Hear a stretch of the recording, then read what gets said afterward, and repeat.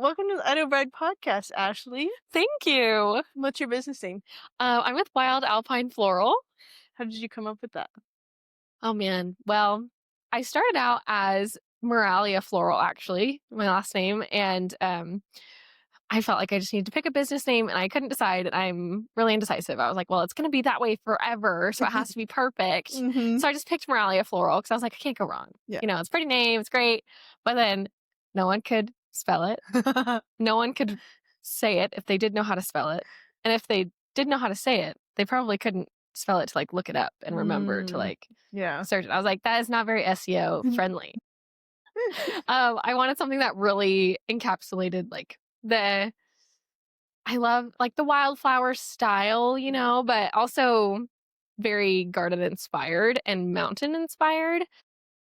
So I felt like Alpine. I was trying to find, I was like, I don't know, ski or just something in French. Maybe I should do mountain in French or something like that. But I felt like Alpine felt very me and wild is very organic style relating to the mountains. So Wild Alpine. I love it. Yeah, thanks. How did you get into florals? Oh man, great question. I did my own wedding flowers, which I feel like is a very it's kind of a cliche thing to say. I did my own wedding flowers and I loved it. But I have always felt very called to creative things. I loved painting and doing pottery and making things with my hands. And so when it came to my wedding, I was like, okay, well, I want to DIY everything because I love making things. And so I felt like flowers would be a really special thing to do. And I hadn't really done a lot before then. And I think everyone was like, are you sure? Yeah. And I couldn't really find anyone to go up to McCall in the time period that I was engaged. So I was like, yeah, maybe no problem. I could totally do it. I'm just that kind of gal. I'm like, yeah, I could do it. Yeah. I have no idea what I'm getting into. But I decided I would and learned a lot, took some classes and did it myself. And it was a lot. And after the wedding, I was like, no one should ever have to do learn how to do it and do it themselves ever. That was so much. And I loved it so much. I was super happy with how everything turned out, but I was like, I could do it again, but better. Yeah. That was so fun. Yeah. And so I studied under some really awesome event planners and florists in the area. Yeah, I did that for quite a while and then decided to jump into my own events and here we are. That's awesome. I always love hearing stories because I feel like they're all so different, like how you got started. Yeah. And it's the funniest things that spark inspiration. Right? I know I did my own and I remember telling one of my guests, I was like, I think she complimented the flowers or said something about the flowers. And I was like, oh, that's so nice. Thanks. I could do that every day. If I could do this every day, I would be happy. It would be so fun. Yeah. And then she asked me to do her daughter's wedding flowers. And I was like, yeah, that would be so fun. Oh my gosh, thanks for thinking of me. I felt so special. And it was months after the wedding. And so I was like, oh, well, now I need a business name and, a business license and all of these things so I can shop wholesale. And so I did all of the research and was asking a lot of people hey, how do I kind of dip my toes in? And then someone else had seen that I started a business on Instagram. One of my friends from high school had told someone in her church, and that girl at church had told someone else. And then they were like, hey, do you want to help us out? And it was someone that had a wedding and event,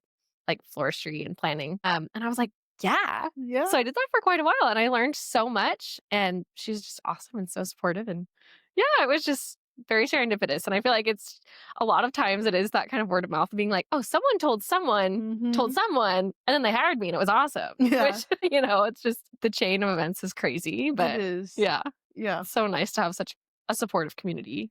Yeah. Yeah. It is. And I feel like I've noticed in Idaho specifically, we're very buy local, shop local, support local. And I think that's huge because not a lot of other states are like that. Yeah.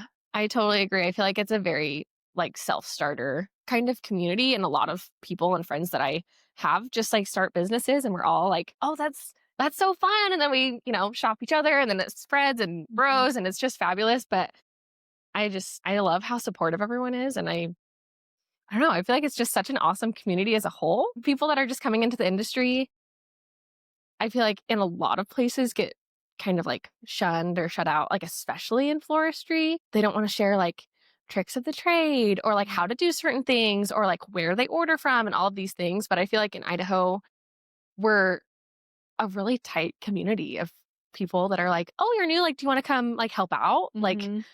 like if you'd want to learn, then you can come work under me for a bit, like things like that. And it's just incredible. I It feel so is. lucky. It is. It's amazing. Yeah. Did you grow up here? I did, yeah. Born and raised in Nampa, went away for college, came back, got married.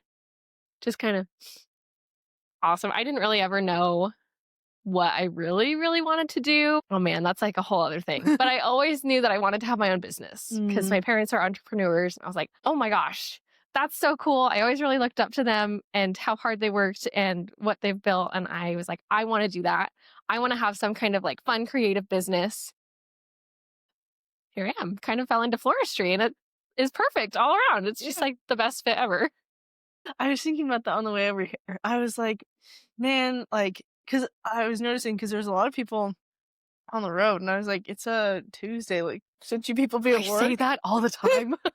I'm like Marco Poloing my friends. I'm like, why isn't anybody at their job? Yeah. And they're like, we're both not at our like we're both working. We're Yeah. like at Costco on a Tuesday, Yeah. Just It's like, but my thought process was like, I could never go back to working a job. Like, oh, I I, know.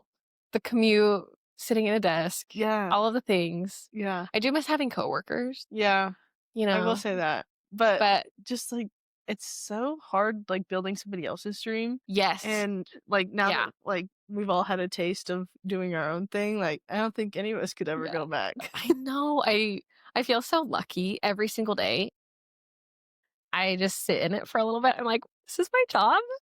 Like, I can do all of my ordering and emails, like, in my pajamas on my couch. This is my job, it's so cool, and then, Yeah. like, the hard work of it is, like, really hard, but at the same time, it's so pretty and fun and, like, Mhm. creative, and I feel so lucky. Yeah, Yeah, I agree. it's the best. If you weren't going kind of off of that, if you weren't a vendor, what do you think you'd be doing? Okay, I've put a lot of thought into this question. I was actually thinking about it last night. I was like, "What if she asked me that question?" Because I don't know. I have Yeah. no idea, What but did you do before? I was kind of all over. I was a nanny for a bit and I worked in retail and I had a job in marketing, like flower adjacent Mm, marketing, which is awesome. And but none of it was really anything I was passionate about. mhm. I loved nannying, loved the family I nannied for, but I knew that wasn't like a super long-term thing. But I in college I was kind of, oh my gosh, I switched my major a bunch. I think everybody does. I know. I mean, I dropped out after a little bit because I was Same. like, none of this is really Same. exactly what I'm looking for. And now I totally understand why. I'm like, oh, yeah, no wonder like the classroom wasn't exactly where I wanted to be. Like, this is where I wanted to be. Yeah. But I think like growing up, I was like, I want to have my own business. I want to do something creative. So in high school, for, your senior project, I was like, I'm going to be a band director. That'd be so fun because I was in band for years and years. And I had the best band teacher ever. She's so inspiring and always encouraged me to like chase after my creative endeavors. Just awesome. And I was like, I want to be like her. And so I was like, I'm going to be a band teacher. Just, I was not that good at music. I don't know where that thought came from. I'm like, yeah, I can teach people how to do this. No, like I couldn't. But yeah, funny enough, my band teacher and I actually live like super close to each other and we're great friends now. And she freelances for me, which is really cool. Yeah. So I was like, oh, what a small world. It's just Yeah. so fun. So I would have been a band teacher. And I think long term, I would have ended up doing something creative, like having a storefront that sells like art prints and a cafe. Like, I actually think I would love doing something like that. I feel like everyone's like, oh, that'd be so cute to have like a bookstore, coffee shop situation. But that was totally a dream of mine. So, That's cool. I think it's so funny how like in school like we idolize teachers and think we think like oh we can never talk to them but then like outside of school you're like oh you're just a person yeah, just like me. you're so fun. Yeah. I know. And Yeah. we're good family friends. Like, my sister knows her and my parents know her, like, before she was my teacher, too. And so we were like, Oh, oh, so now she's just like a family friend. And it's so fun. And, like, I don't know. It really makes me think about how impressionable we are at like, Mhm. 16, 17, 18, and 19, 20. Even, like, before though too. Mm, yeah, Oh, like a yeah. good one, like one good teacher can change your whole life. And yeah, I feel really lucky because like all of my great teachers, I had a lot, everyone has a lot of teachers. I had a lot of like good teachers, but I had a couple like really standout teachers and they all were so supportive of a creative Mhm. endeavor. Like whether I was like picking up like painting or I designed the t-shirts for like band one year and like random things like a graphic design internship. They were like, that's so cool. Like you can totally do that. And Yeah. so I feel like a lot of people aren't met with that Mhm. encouragement of a creative profession. Um, Or just even in general, like, I feel like a lot of kids just kinda, like, get passed through the system. mm, yep. They're like, okay, like, what job are you gonna do? Where you Where are gonna you go to gonna work? college? Yeah, where are you gonna go to college? And I think that's just how the Society, culture is. yeah. Yeah. And that's totally fine. And there's nothing wrong with going and having an office job, but not having one is great. It's Also really nice. amazing. Yeah. Um, what would what's one thing your clients would say about working with you? Man.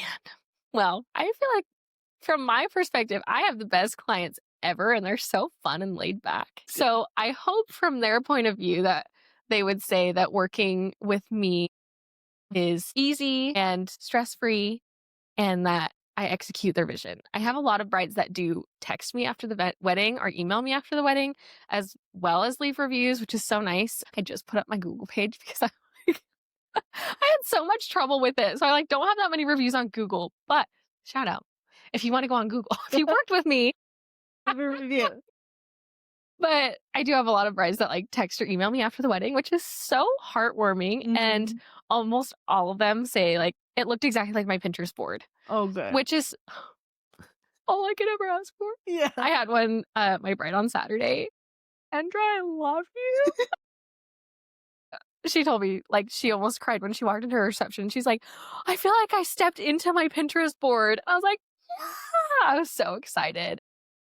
Yeah, I just love the creative Yeah. aspect of it. And I think my brides are like really flexible with that too. And so, yeah, I hope they say that it's easy and fun and pretty and all the things. I feel like having an expert is definitely important. How do you approach weddings differently than other florists? Okay, I love floristry and the community of floristry because every single florist is different.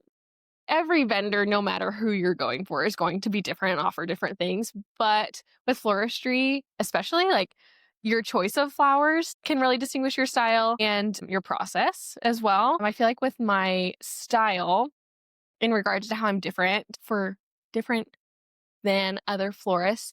I really emphasize local when possible and having really fluttery, romantic garden style flowers. I feel like yours are very whimsical. Thank you. That's like one of the words I say it all the time. I'm like very whimsical, a whimsical meadow, a whimsical arbor. But really, that's how I want it all to feel is like kind of ethereal Mhm. or I don't know. I had a really sweet vendor. She like came up to me while I was doing an install and she's like, my gosh, they kind of feel like butterflies. And I was like, because they were like, the sweet peas were kind of like, wiggling in the wind. And then, just like cute little butterfly ranunculus just kind of swaying. She's like, they kind of look like butterflies. I was like, that's how I want all of my flowers to feel. And so I love that very romantic style. Mhm. And I feel like you can really emphasize that when you shop local as well, because when you have flowers that are shipped in from Ecuador or Colombia or Holland or,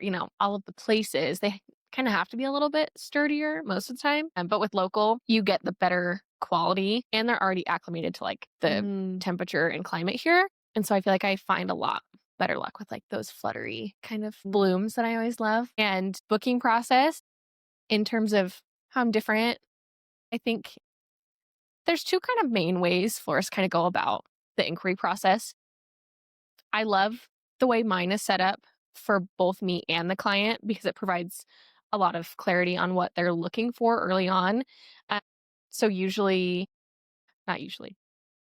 always. I have clients go through my inquiry portal. So it just says like, tell me 1 to 2 sentences about your wedding, as well as their date, venue, contact info. And then if I'm available, I'll respond with a questionnaire that goes more in depth. And if I'm not available, that saves them the time and energy of filling out that super long questionnaire, because that's really, it's so hard. And I remember being a bride and being like, I just want to know I just want to know how much it's going to cost. And like, I totally understand that. With floristry, I can't really give a number up front and being like, it's going to be blank, because it is based on how much you want and what you want and the flowers that you want. But at least having that first step of like, if I'm available kind of helps. So then I'll send a questionnaire and it has like, how many bridesmaids bouquets do you want? How many centerpieces? And we can make any changes after that you want. But then kind of gives us a good starting point. So then I'll send a quote. And then after booking, I send a full design board, which is really nice. So brides can be like, actually, really, really like photo number 1 and 5 for my bridal bouquet.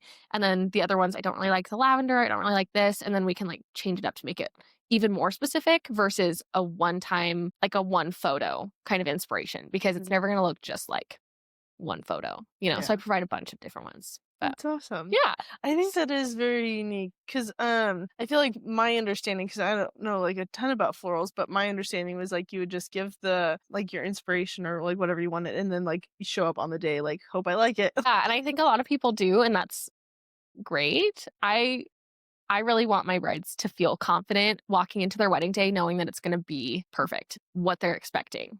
Because I mean, I've heard stories from friends that have had their flowers done for their weddings and things, and be like, I asked for rust and it was orange, and I did not like that. And I was like, and me as a florist thinking, okay, if a bride comes to me wanting rust, there aren't really any true rust colored flowers. So then I can provide some inspiration of being like, okay, I like your colors are rust, but maybe we can emphasize a little bit of this, like, kind of muted orange with these other colors to kind of support that, instead of just being like, okay, got it. And then it's not what they're thinking it's going to be, because, so I like to provide that clarity as much as I can, of being like, okay, we can use these kinds of flowers. And if you don't like that, then we can pivot and have your bridesmaid dresses be rust, and then their flowers can be white and green and tan, instead of having that specific shade if you're really fixated on like one like Pantone swatch kind of thing. So that's kind of why I do the design boards, is like colors and overall vision, because each piece of your wedding is going to be so different. That like, if you want aisle meadows, that's something that can be super flexible on size.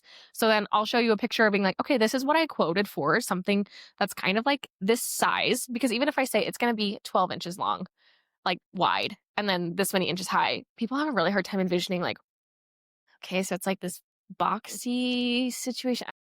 So if I show a picture, be like, this is what it looks like next to a chair. Or do you want something that's like 3 feet wide, like this kind of size? Then we can change the quote. And I'm like, oh, okay. So a little bit more visual clarity. But I'm a very visual person too, so I feel like that would be super helpful. yeah. Because I like you tell me those dimensions and I'm like, yeah. And most, I'd say like 90% of brides that I chat with are like, I just need help like envisioning it. And like, I'm your girl. I can help you. And I do ceremony mock-ups too, which is really nice. Just Canva and make it all up and take a picture from their ceremony site if possible, or venue. Not all the time, but when I have access to one, or can do a venue walkthrough and take a picture. And then I can like put the digital flowers like on the piece. So then you can kind of see like, okay, there's going to be this much on one side of my arbor and this much on the other side. Maybe we want to balance it out, or things like that. So, yeah. What would you tell a bride or couple who's looking to make the most out of florals without breaking the budget?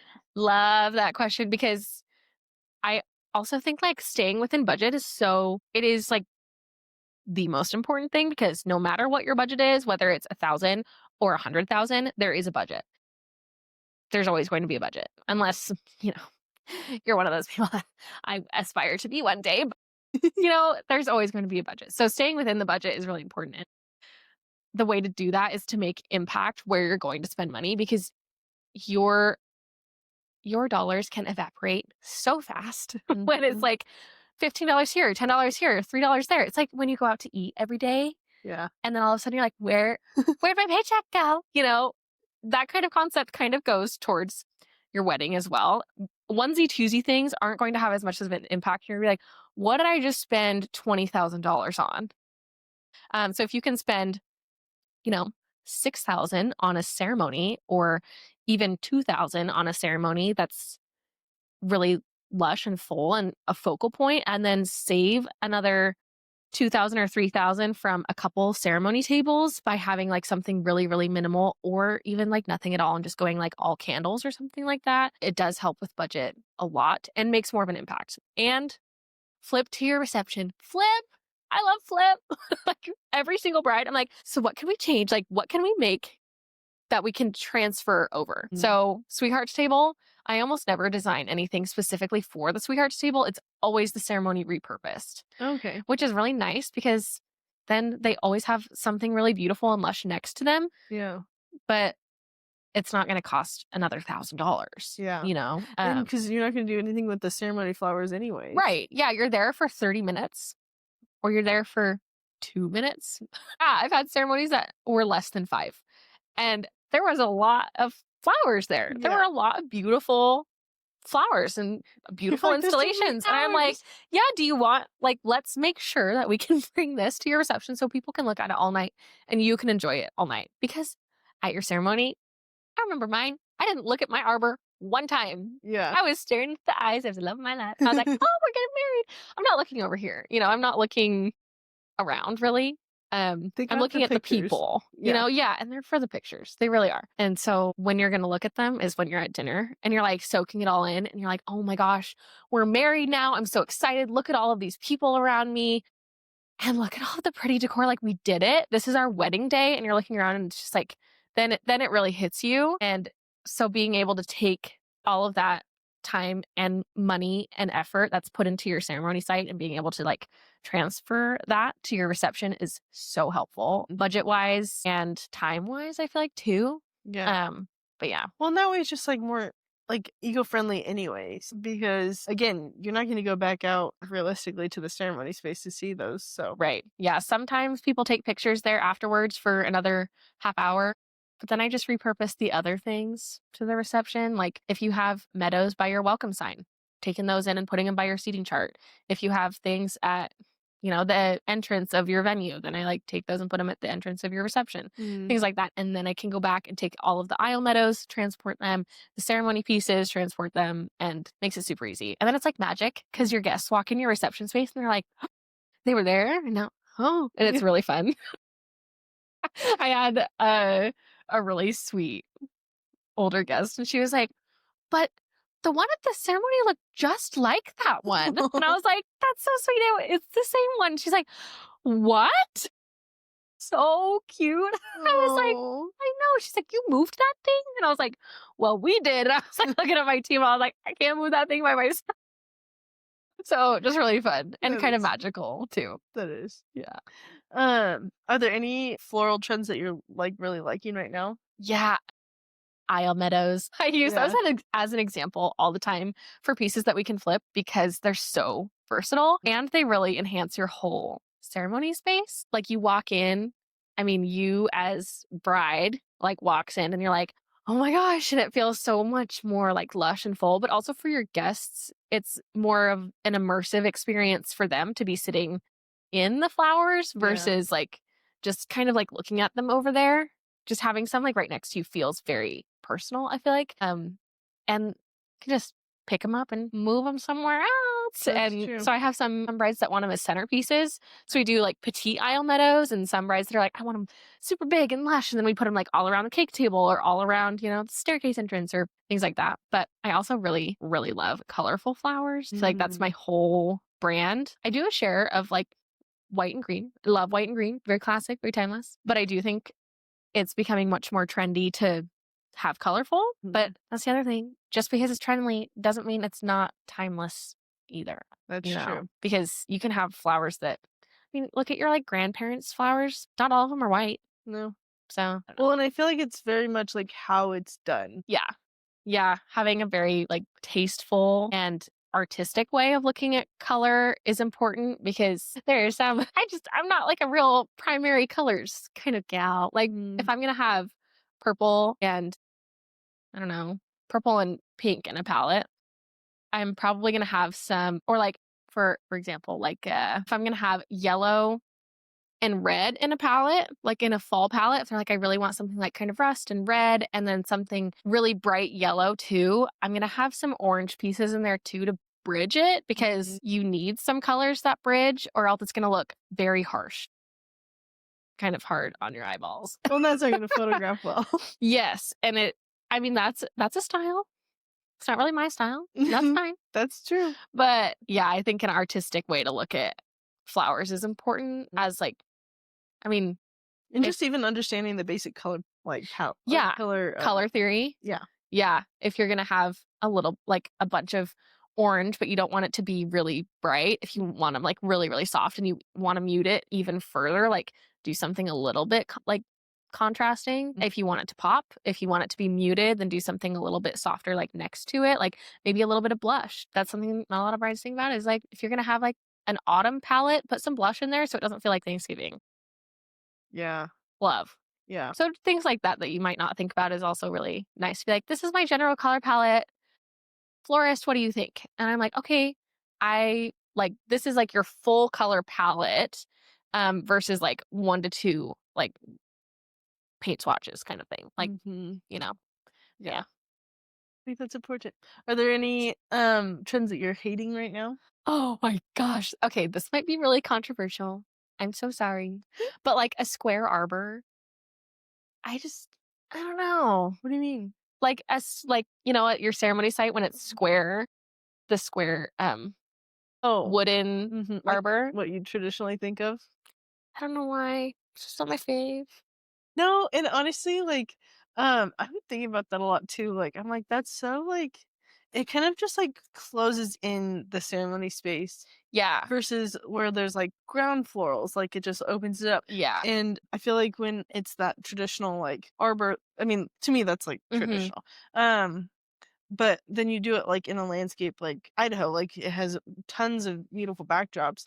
You're completely cutting out like the mountain behind you Yeah, or whatever else for because you've sure. got this big Yeah. thing in your way. I So know. I mean, I don't think that's I controversial. I have a lot of a lot of controversial takes on things that I like and don't like, but that's my personal style that I don't really love, is like anything rustic. I'm just Mm. not a real rustic girly. I don't know. Hopefully, I mean, I think I've noticed that in all the trends that I've seen that Idaho is a lot less rustic Yeah. than people think. Yeah. When I was delivering the magazines to Salt Lake, somebody was like, "People get married in Idaho." I was like, "It's It's Idaho, and ma'am? yes, we have a lot of beautiful weddings." Okay, Yeah. Rude?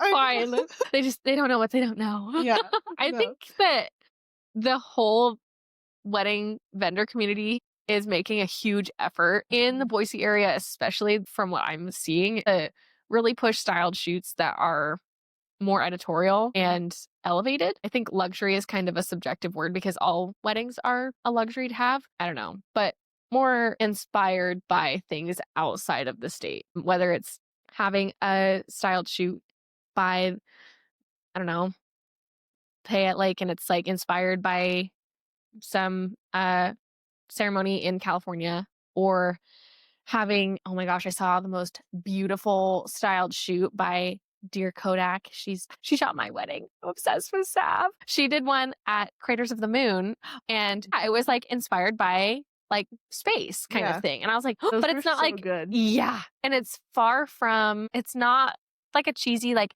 stars and moons and Mhm, it was so elevated and mhm. beautiful. I'm like, that's Idaho. That's why people would travel to come here for their wedding, is things like that. And so artists in the area that have these visions of being like, this is how we elevate the space, and actually executing it is really helping the community as a whole and inspiring people across the country and like worldwide. Being Yeah, like, this is possible. And that's something really unique to Idaho, is Craters of the Moon, that not everybody can replicate. yeah, So that's a really cool thing to do too, is like elevating the space as a whole. I don't know. I I know. love it. Well, and like it's so interesting because I'm having the hardest time like coming up with the ideas that I want for the fall editorial. Because I want to do a styled shoot, but I don't want it to be basic. Yeah. Like like the styled shoes that you think of, you're like, yes, like that's beautiful, and yes, that's extremely well done. But I've seen that before, Yes. and so Yeah. I'm having a hard time with that. But I just got to think outside the box. Yeah, that's the hard part is like finding beautiful things. That's another thing. I love Pinterest. I love Pinterest. I wish Pinterest could run my whole life. But the more you're on Pinterest, the more limited you are to what's already been done before.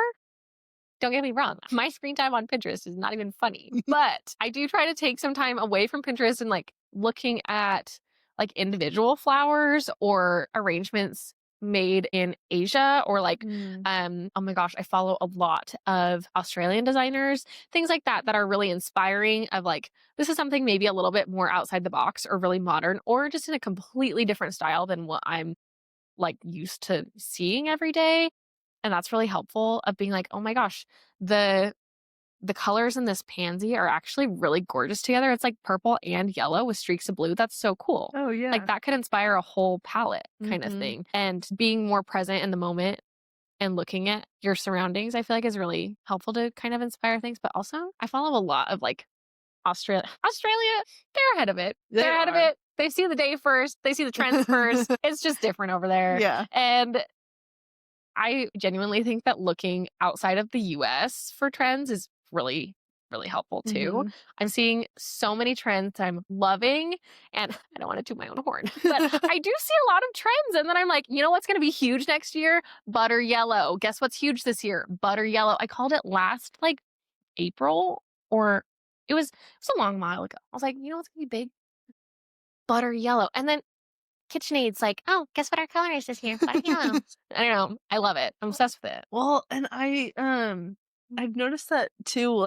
I'll look at like florals that come across my feed or something, and I'll like click on the thing because I'm like, oh, maybe I can feature that one. It's in like England, and Right? I'm like, Yeah. holy cow! I know it's so fun. I don't know. I love it. Want to hear my trend prediction? This is Ashley's trend prediction. I'm saying orange. Orange is going to be the next thing. It's very natural if you think about it. I also was thinking that about mauve. And then guess what was big this year? Mauve. I don't know. Yeah, I I don't set the trends. I look at I observe. I yeah. observe and I take notes. And I love it so much. I love looking at trends. I always have. I love looking at trends in home decor. I love Mm. looking at trends in fashion. I love it's so fun. I love it so much. And that's another thing. Okay, I could chat for like hours about this, but the more you look at home decor and fashion and like textiles and things like that, the more you see inspiration in weddings being pulled from those things, Oh, which is yeah. really cool. Like you'll see in home decor. I mean, I am not an interior designer. Like, for those of you that have seen my house before, like it's beautiful and so cute, but it's not like the most on trend. I mean, it's beautiful. I love Mm. my house so much, but I'm not an interior designer. I am not very good at that, but I love observing things. Mm. But and so in interior design, you'll kind of see a lot of organic stoneware and a little bit of that like clean white is out that was in for a long time, and then the Mhm. beige that was in is kind of out now. Yeah, more Um, like organic. yeah, Like, now we're leaning towards like mushrooms and really dark saturated colors with stoneware, mhm, and having that like kind of rough, like textural, earthy look, and mhm. then paired with like dried grasses and things, but not pompous. I'm just saying, like people are taking tumbleweeds and using them as decor. And they're taking driftwood and using it as decor, which I feel like has been a thing in like beach houses for a long time, but now they're taking it into a really like different take. Tumbleweeds? I have not seen that. I know. I did hear that people, like, don't quote me on this, but, like, people back east were buying tumbleweeds because they don't have it or something Yeah. like that. What? Yeah. No, I used to live in Mountain Home. I would drive by and there was this fence and it had like a wall. Yeah. A wall of maybe like 6 or 7 feet worth of tumbleweeds. Yeah. I was like, that's $1,010,000 right there. Like I could sell each one of those for $800. It's crazy. People do buy tumbleweeds for home decor Oh and my it's god. nuts. Idaho is already on trend. The first time that we're For the on first time trend. ever, we were ahead of the in wedding decor, not tumbleweeds, but you'll see a lot of grasses and like dried kind of that's I think I just love it. But yeah, you'll see a lot of those same trends that you see in home decor in weddings, which is cool. That makes sense. And the stoneware I feel like we're kind of straying away from really, really, I don't know how to describe it, but like clean and shiny vases to more of like a textured, weathered look. Mm-hmm. So it's really I cool. like it. I like that we're getting away from even in home decor specifically, but getting away from like the clean and Doctor's office yeah, vibe. like Yeah. it's sterile. Like Yeah. I look at these like new builds and because I spend too much time on Zillow, Me. but I look at all the new builds and they're all like don't give me any inspiration. I'm like, Yeah. this is sad. I Yeah. would hate to live there. But then, Oh. like the older houses that get remodeled, I'm hmm like, that's beautiful. Yeah. It has character. And it's not the same thing every single picture. Like, I swear Yeah. I just looked at the same picture Yeah. in a different listing. But yeah, no, Yep. it's so I'm glad that we're getting into like the more like drama in life. Like Yeah. it's more I don't know the word for it, but we're getting character back. Yeah. We're like not afraid to have personality Yeah. anymore, which Yeah. I love. I feel like, I don't know, especially with socials. I have so many opinions, but with socials, for like 10 plus years, the thing was to not have a personality and to have the same personality as everybody else, which is no personality. And you all use the same filters. You all use the same exact poses. You know, like things, you all wear the same clothes. That's the thing, especially with social media because it made all of that Mhm. so accessible to see all the time and absorb. I feel like now we're really rebelling against that and being like, that's actually so lame. I hate that. Yeah. So that's translating into weddings too, which is fun of being like, oh, I can have a personality again. This rocks. Like, I Yeah. don't have to have baby's breath or I don't have to have pompous. I don't have to have eucalyptus. Like, if I want to have some random, if I really want to have like forget me nots, like you can do that. Like things Yeah. like that, that I think are really fun. I think that that has been, like, the biggest shift for me as far as, like, socials is, like, it was cool to not care, Yeah. and it was cool to, like, not comment on other people's things or, like, Right? not like other people's things. So, like, I have, like, had to rewire my brain, like, "No, Yeah. you have to You have engage." to engage Yeah. the algorithm. Yeah. It'll hate you if you don't. Yeah. Yeah, no, it's But it's so yeah. much like, it honestly truly is so much more fun when you do engage because, like, it just helps with the sense of community. Yeah. I've made so many friends on Instagram Yeah. by commenting. Yeah. I have a friend who does preservation, floral preservation in, I wanna say it's Pennsylvania. Oh, wow. She's incredible. She's Yeah. on my referral list. But I think we both followed each other for a while. We both liked each other's posts. And then I think she reached out to me and was like, "Hey, I love your work." And I was like, "I'm obsessed with you. Yeah. I've admired your work forever." And we're like, Yeah. "How are you? How's life? How's your family?" And now we're good friends. And like, so cool. And it is really, it's cool to engage. It is cool, and you like you said, you build those friendships because like, you're always like I feel like you're always rooting for people online, Mm, but then when they know that you're rooting for them, like, it just helps so much more. yeah. Yeah. Because followers are just a number. They are. Your followers literally don't matter. I feel like your followers matter. The Yep. amount of followers you have don't matter. Yeah. Um, it does not determine how talented you are. Having followers that like actively engage Engage.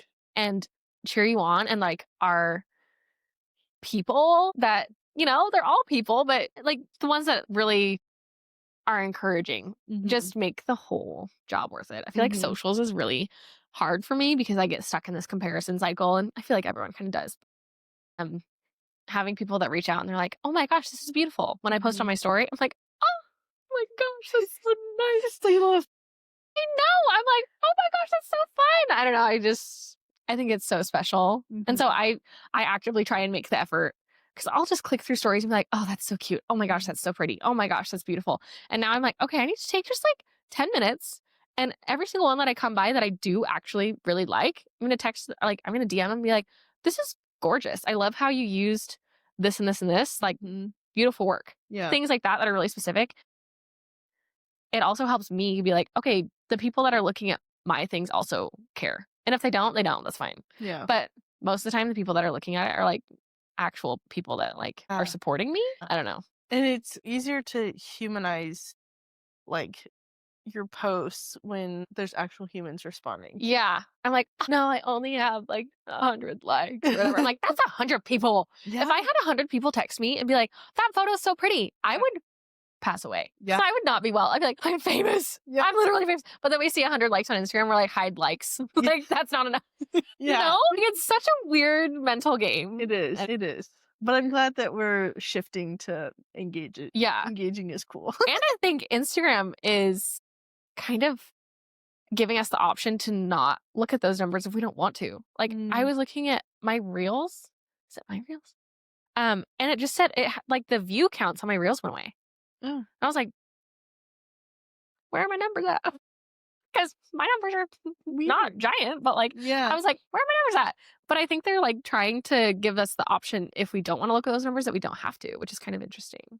That is really interesting. Which I kind of like because I don't get caught up in being like, well, this one didn't do well. This one didn't do well because I had a post from like 3 or 4 months ago that just got on the explore page and I'm getting notifications all the time. I'm like, oh, that's so cool. Yeah. But at the time I'm like, that one didn't get enough. Delete, archive, I'll pull it out later. Yeah. No, doesn't matter. It literally does not matter. Yeah. That's, I think that's probably something I'll go in and do because when I post something, I like refresh. How many views? Like, right? I'm like going out of the app and clicking back in and seeing that little number. It's like 3 hearts. I'm like, yeah. Like It's I can't do addicting. It's anything bad. else the rest of the day because I have to sit here and refresh. Yeah, I know. I have to like just mute my phone for a couple hours because I'm like, it actually doesn't matter. Yeah. It literally doesn't matter. And go through like once or twice a day and like respond to people that comment, which I'm not very good at. I try, things like that. But social's hard. It is. It is. What would you say is the most rewarding part of your job when it comes to working with couples on their big day? I love handing over the flowers that have been so meticulously grown and shipped and cared for and taken care of, like each single petal and every single leaf. And I poured so much love and handing that over. And for them, it holds so much meaning. Yeah. And so I love being able to bring that moment so much beauty for them because it's already the most special day. It's your most special day, but being able to make it really beautiful is really, really special for me and helping them just recognize that like right now is all that matters because flowers don't last forever and that's the beauty of them. And that's why they're so important is because they don't last forever in my opinion. And so being able to give that to my couples being like, this is only for right now and only for your day. You're never going to have these again. No one else is ever going to have this same thing. Other people are going to get married in that same kind of wedding dress style. Other people are going to have the same food that you've eaten, but no one is ever going to have the exact flowers that you have right now. Because even if you see it on Pinterest, you're like, that's so pretty. I want to make that. And like, you're like copying another one that you see on Pinterest. Those are different flowers that are not the same varieties and they're not the exact same because you can copy and paste like varieties sort of, but 99% of the time in my experience, there's always going to be some that are out of season. There's always going to be some that, have to be a little bit different. Yeah. And so it is so unique to each couple because each couple is unique. And you said something just a minute ago, like it helps you be in the moment because they only last so long and so does the moment. Yeah. I mean, it's so easy to get caught up and then your wedding day just like vanishes. But I do think that flowers kind of bring you back to, I don't know. I am big on like grounding, like touching grass, like go outside, take a breath of fresh air, like put your hands on the grass, put your feet on the grass. And it like kind of brings you back to reality of being like, okay, it's going to be fine. I do that when I'm designing. If I'm like really stressed out, I didn't do this for like, I don't know. I started doing it recently because I was designing and I was like just kind of flustered with timeline and things like that. And I was like, man, it's just going so fast and this isn't working out how I wanted it to work out with like this little specific little detail that literally did not matter. And the gal that was with me, she was helping me design. She's like, go outside, take a break, drink a little bit of water, go outside.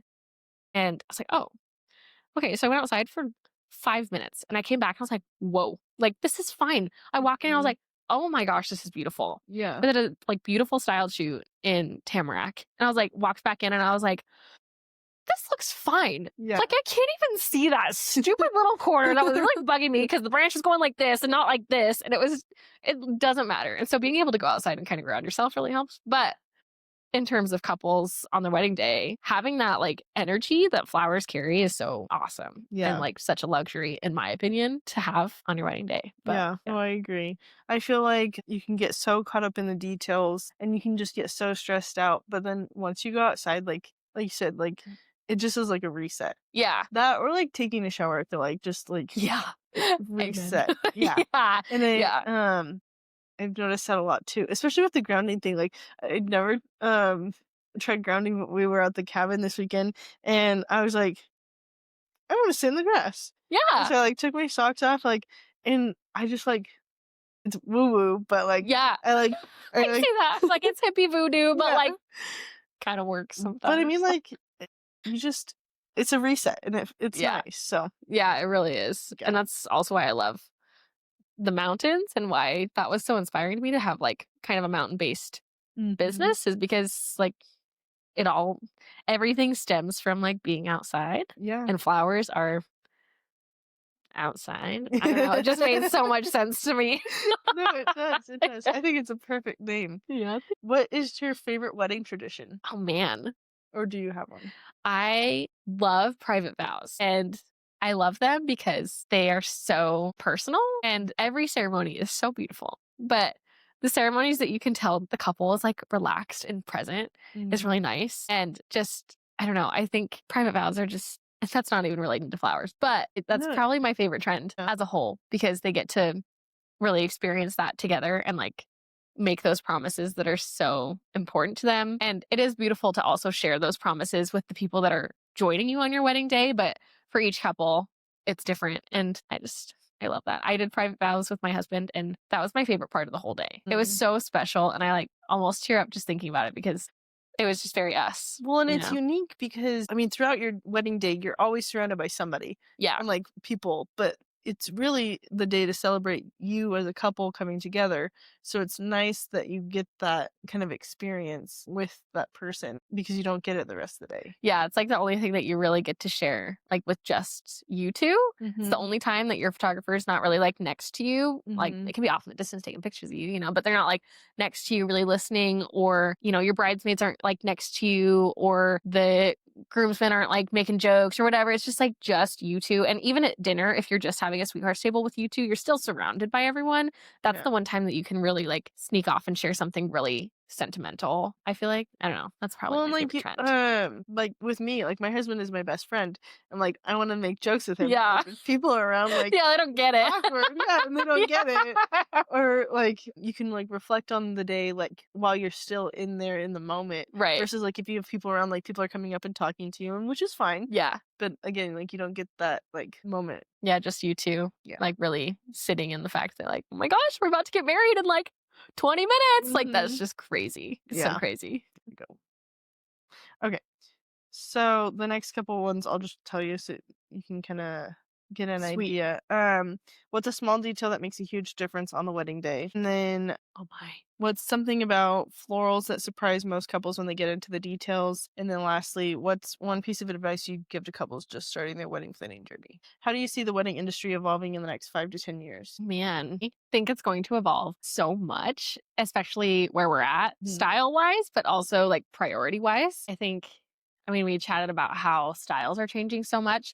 And I think with social media, it's going to change faster and faster and faster. Like, Yeah. we're not going to see, Idaho I, being 10 years behind. yeah, I think that maybe we'll be like 5 years behind, Yeah. but we're getting there. Yeah. And I think that we're not really going to see like decades of the same trend anymore. We're Oh. not going to see like the 2000 mason jars and then like Chevron. no teal, the mint and the hot pink chevron. Yeah. And that was like a decade that just Yeah. ruled Pinterest. Yeah. And then we had like a decade of like pampas grass, baby's breath, white, millennial core, like that kind of look. And I think honestly, we're not really going to have a full kind of decade or era like that again. Yeah. I might be eating my words in 3 years when we still see like, I don't know, Barbie pink. I don't know. I don't think that there's going to be one thing Yeah. that really rules anymore because of social media Yeah. and just the accessibility that we have. Well, and the constant want to be different. Yeah. Yeah. And that's the trend right now is being like not like Trendy. the same. Yeah, not trendy, which is So funny. Yeah. But It's trendy to not be trendy. yeah, yeah, I think that's really gonna pivot a bit, and then priority-wise, I think weddings are gonna shift to more intimate gatherings. I'm already seeing a gigantic shift in guest count.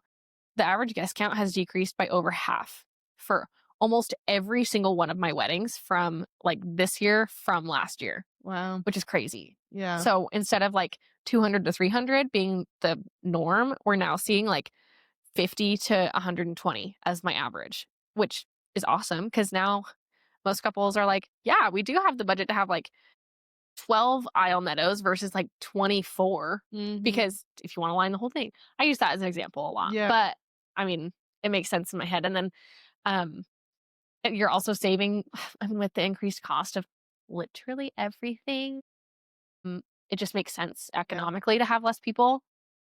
Well, and And you're not gonna get quality time with 300 people. yeah, right.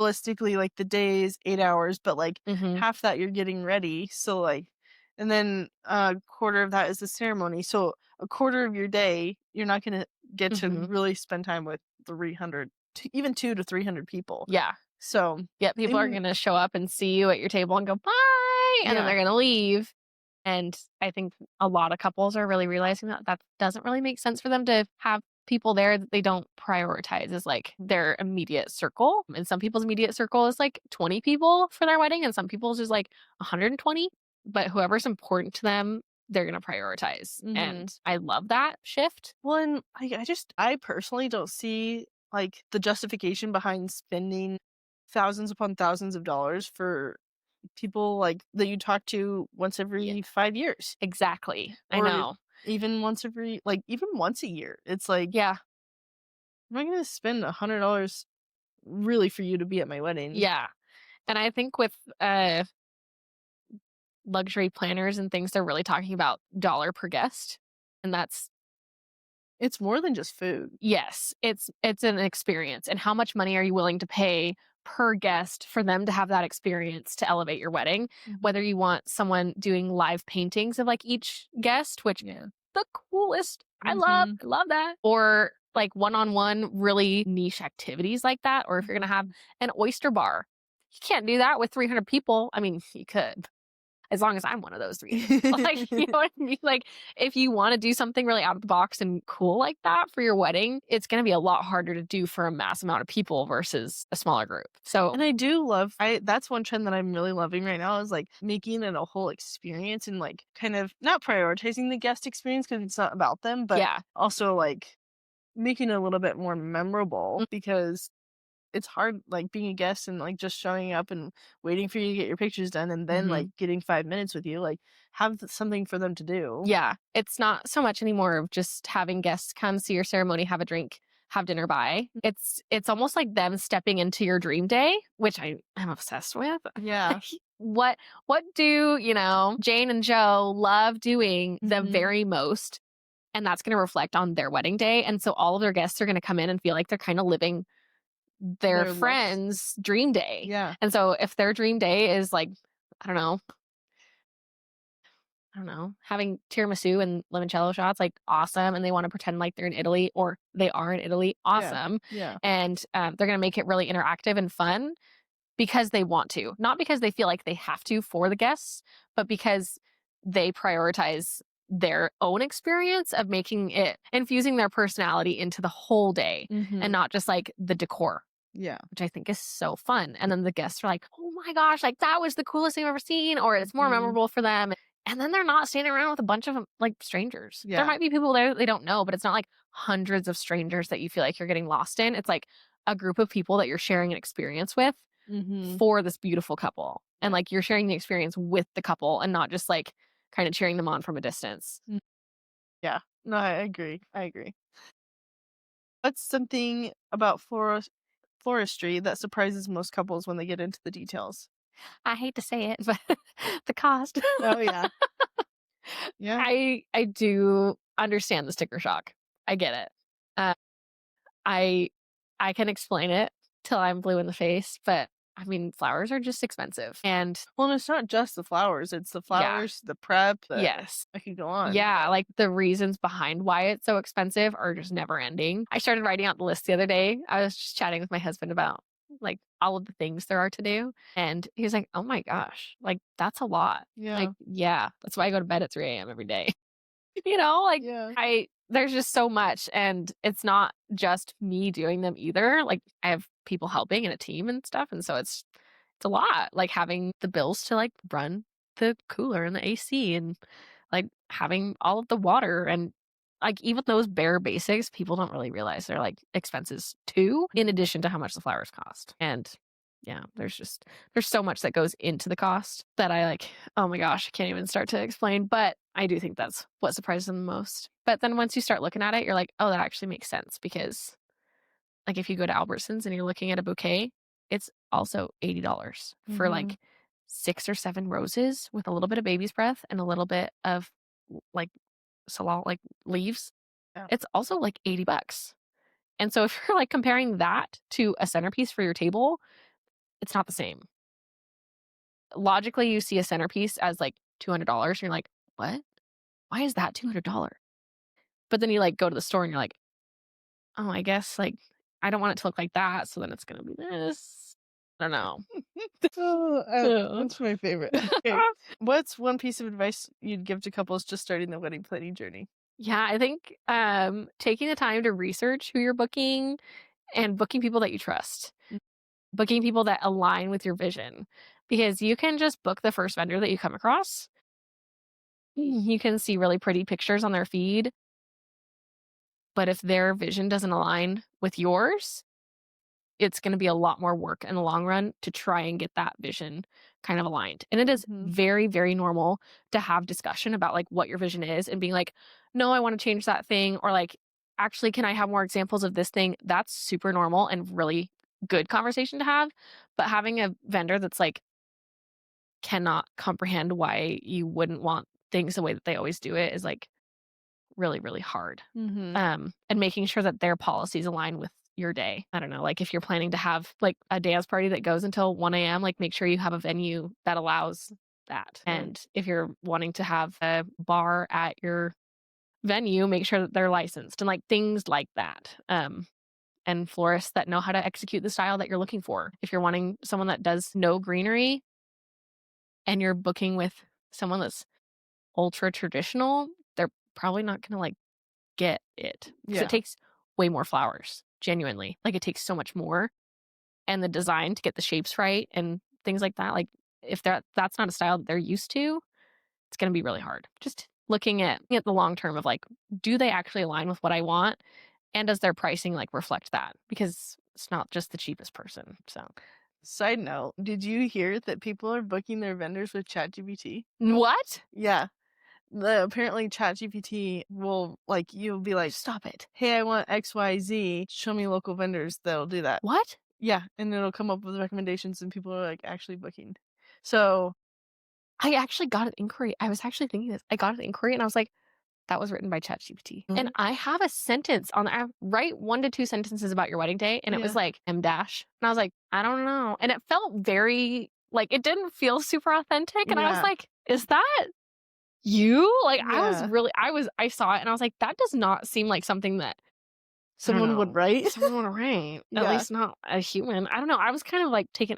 It could be. They could just be very grammatically correct. That's fine. And like, Yeah. but it just didn't really feel, I don't know. So that actually does not, it surprises me, Yeah. but I'm like, have I been subject to that already? I'm shook. Anyways, so that's It is. shocking. It is. But like I see both sides of it. Like I understand that ChatGPT is a powerful tool that can like look Mhm. at everybody's SEO and like actually probably help you find the right Yeah. person. But then on the other side of things, like that's my business model. Like Yeah. I want to help connect people and like of people like that are truly like one real people and I can Mhm. like back their work. But also I don't know. It's a very interesting world that we're like coming into. Yeah. So It is very interesting. yeah, I just hope that like it's like not just going I mean like it's so hard to justify like what's it going off of. Mhm. But I just hope that it can get, like, real people and we're not gonna create, like, a whole big problem out of that. Yeah, I think wedding planning is a lot of work. And so coming from the bride's perspective or whoever's making those inquiries, I totally understand the want to expedite that. But just think of, like, I mean, all the times that I've used ChatGPT, like, yes, it's super great and it's super helpful, but then also there have been several times where it's, like, pretty badly messed up. Yeah. Yeah. Just simply not correct. Yeah, just, like, Because completely fake. I tested it out and I was like, "Hey, like, show me, like, 5 vendors in this category near me." oh, And it, like, made some up. Like, some were, what? like, genuinely not real. Huh. So, I mean, be careful. Yeah. Seriously, be Yeah. careful. And it makes me kind of sad a little bit because like I understand the want to expedite and Mhm. make things easier and faster, but that's also what I don't know, I'm so sorry, but that's what wedding planners are there for. I know that you have to pay them, but, like, you pay them for a reason Mhm. because they're gonna do things accurately and correctly, and ChatGPT is not your wedding planner. Yeah. It's not your wedding planner. It Yeah. can assist you with ideas and, like, maybe steps and instructions, but, like, it's Yeah. not going to plan your wedding for you in the way that you are going to need it to be planned for you. That's really interesting. I feel very I don't know, maybe this is weird. Maybe I'm just sensitive, but every single inquiry that comes in my inbox, I get kind of attached to. Yeah. Like I care about them. And Mhm. I'm not like devastated if they don't book. I'm like I hope that, everything is working out for them and they found someone that fits their vision and all of those things. But to think that that would be automated and just like random makes me really sad Yeah. because Well, and it I just care. makes, like, Yeah. that's my big thing, especially with this, is, like, I'm trying to put, like, the human connection back into Yeah. things because I Mhm. feel like with social media, like, especially with the podcast, like, with social media, it's just everybody's polished feed, Yeah, which you is see the great. best of everybody, which is Yeah. amazing. Yeah. But, like, I wanna, like, show that these are people too, and Yeah, everyone has a story.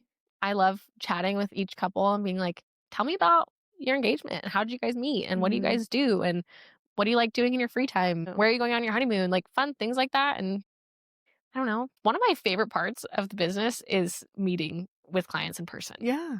I know some people really don't like to because, like, I It's don't know. intimidating, It is intimidating, but especially for, like, an introvert. yeah, Like yeah.